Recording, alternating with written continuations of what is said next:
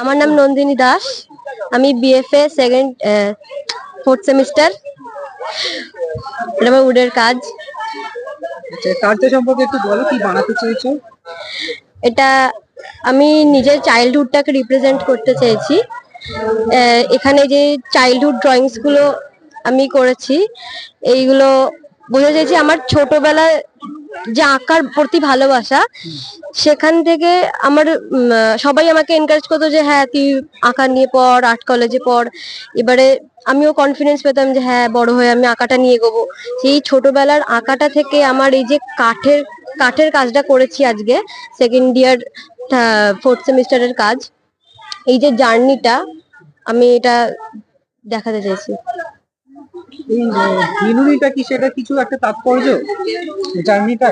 না, বিনুনিটা সৌন্দর্যের জন্য দিয়েছি, বেসিক্যালি সৌন্দর্যের জন্যই দিয়েছি। এবার জার্নি হ্যাঁ সেইভাবেও বলা যায়।